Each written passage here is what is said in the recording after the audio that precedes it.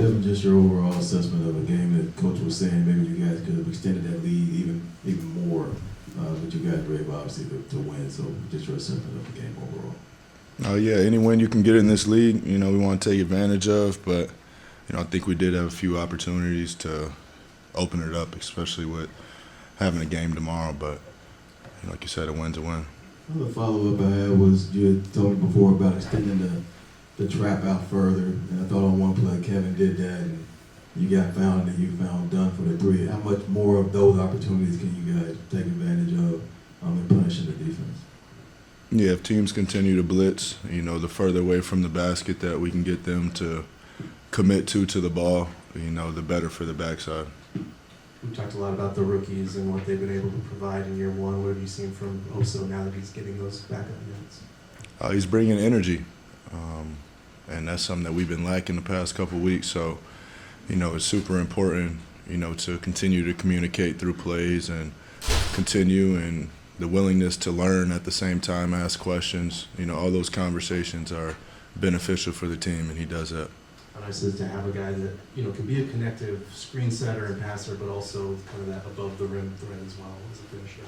Yeah, and on the defense end, the versatility, to switch 1 through 5s, to slow teams down if they run a lot of sets, start giving us problems. And like I said, he's willing to learn. He doesn't want to make the same mistake twice, and we definitely don't know everything, but he comes to us for any type of advice, and that's important. Look, as you know, every team is trying to get up as many threes as they possibly can. But for you guys, what has been the balance this year with knowing that that is a goal for you guys this year, but going quality over quantity? Excuse me. That's a great question. I still push for more threes, and I think just the overall tempo of the game, just playing faster.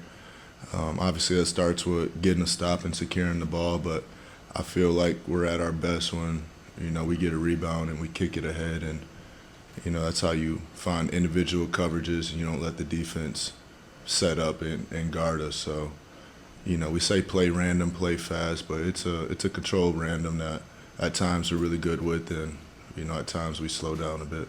So with that goal, you still want to see the guys get to at least like 40 a night? I like that, 35, 40. Okay. Devin, what's it do for you guys when Grayson's able to attack off that second side of closeouts and attract help? Yeah. Once he has it going like he does now, teams know that they have to run him off the line, and, it's definitely not the only thing that he can do is just shoot the ball. So, he gets in the paint, he makes plays on the backsides, and he's a tough finisher at the rim. So, I think the shooting ability is what opens it all up to start. But he's probably been seeing that his whole life and, making the adjustments. Look, back to Ryan and Oso, Kevin Durant had said he doesn't want to call them his little brothers just because they're wise beyond their years. Just what have you seen from that level of maturity with them and just the added benefit you have with that? Yeah, it's a good balance. They're mature when we're playing basketball, and then right after that they show their true age. So, it's been fun. Like I said, the locker room's super youthful, and we're staying in touch with the younger generation through them. Last two, Trevor, then Dwayne.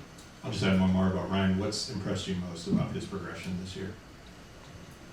A little bit of everything. It's kind of just how he plays. He does everything well. He's shooting the ball a lot better than people expected. He's taking on the toughest matchup on the defense end every night, and he's not slowing down at all. He keeps his foot on the pedal. He's full throttle every time. He's high energy, and we definitely need that. And he's been a big part of when we've been playing well. Devin, obviously you had a hot start. I think you had 22 at the half. You just said before, just keep shooting. How much of that is just what's going on with you, and then trying to adjust through the rotations that's changing and different lineups you guys are having out there? No, there's no excuse for it. Just trust the work. Get in the gym more and figure it out through that. Thanks, Will. Funny, Devin was just saying that you guys are mature on the court, but then show your true colors once off the court. Did you know he had that thought? He does the same thing. Yeah, Okay. He thinks he's so laid back and chill. When you really get to hang out with Devin, he's really like us, you know. But just try to bring him energy as much as we can, just messing with them, keep him on his toes. How has this been? Take me back to when you guys first came, the first press conference here to now. Did you envision you and also having this kind of impact? I knew we'll have some impact. I didn't know it'd be this much. With me, you know, being in the starting lineup and getting a lot of minutes, I didn't expect that for myself. I didn't come in here with a lot of expectations. I was just coming to work and do whatever I had to do to play. And then for Oso, you know, him impacting the game the way he impacts the game by blocking shots. I knew he was going to do that. And, you know, the amount of trust that these guys have given us, the coaching staff has given us, and the team, it's been great. And, you know, we're just trying to, you know, keep learning through rookie mistakes and keep learning through ups and downs. But it's been great, you know, these past couple months. You're as familiar with Oso's game as anybody. How have you seen him kind of take advantage of these backup minutes that he's been getting lately? He's been doing great, you know, and I see him getting a lot more confident offensively, being aggressive. You know, sometimes in the season he would like do the dribble handoffs and, you know, give it to him, and now he's trying to keep him, get to the rim, finish it. Kind of what he did in the summer league. You know, we had a lot of plays where he was trying to get downhill, and, you know, he's still growing and getting confidence. I'm trying to do the same thing. You know, just trying to make plays from there. You had that one Euro step through the lane floater finish. Is that something you've been working on? Yeah, just been trying, you know, get some little drives like that. Just keep that in my game, but you know, just keep building that, and improving every day through it. You're known as a great defender already in your career, but what's maybe one area that you're still trying to hone in on and get better at? Defensively, Yeah. I would say that's a good question. I was saying being physical without fouling. It's probably the biggest thing. I can't be a person where if I'm guarding the best player and I can't get 2 fouls like I did with Trey, and, you know, with those kind of guards, and being physical, being able to stay more disciplined off the floor, and just have multiple efforts throughout the defensive. It's part of that, just watching film and tendencies of, like, a guy like Trey, for example. You watch a lot of the way he draws fouls. Yeah, and especially just sitting with the staff, watching where he likes to go, what he likes to do, and just not even just Trey, just everybody. So got to get back full of Melo tomorrow. Had a lot of good stretches of basketball. I think we had some opportunities to really kind of open up an even bigger lead. But I thought, you know, the defense overall, activity and moving it and getting some good corner threes. You know, Grayson made some big shots. So, you know, it's a good win for us. Other thing would be Nurkic, obviously second straight game he hasn't played. Is this something that you are looking to continue where he doesn't play and Plumlee and also play? Yeah, you know, we went with Mason and Oso again. You know, they've been good for us. So, you know, we'll just continue to try and put together our best combinations, you know, to figure out how to get through a game. Just a quick follow. Nurkic said after the last game that you hadn't spoken to him about making this call, making this decision. What's the conversation been like with him since then as far as him not playing? Yeah, no, I mean, he's a pro, so, you know, he's got to be ready. Everybody's earning their minutes. Everybody's earning their opportunities. So, you know, we're going to need everybody as we go through the season. To that point about earning the minutes, what have you seen from Oso now that he's been getting those backup minutes? Yeah, you know, I thought tonight his defense and his hands in the second half, I thought he had a stretch where, you know, kind of multiple deflections on, you know, kind of those interior passes, and then went up and got a couple shots.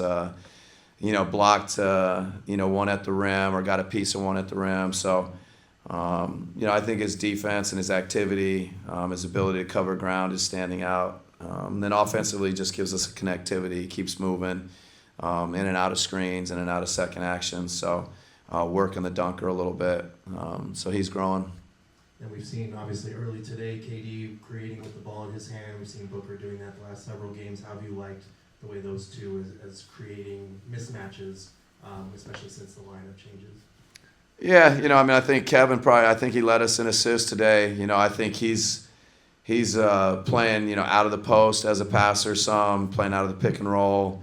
You know, so, you know, both those guys are capable of doing a little bit of everything. So it's always good when, you know, when they're facilitating and playmaking. Coach, when Grayson's able to attack off that second side, attack closeouts, and attract secondary defenders, what does that do for you guys? Yeah, no, I mean, you know, a little bit of follow-up to what we were just saying. You know, when there's so much attention on whether it's Brad or Book or Kevin, and, you know, we're able to kind of find him on the backside against closeouts, and he's such a threat to make threes, but then he drives it, got a knack for finishing. The reverse layup was pretty special. So, when he's playing well, just really makes a big difference for us. All right, thank you guys. We all silly like the mayor.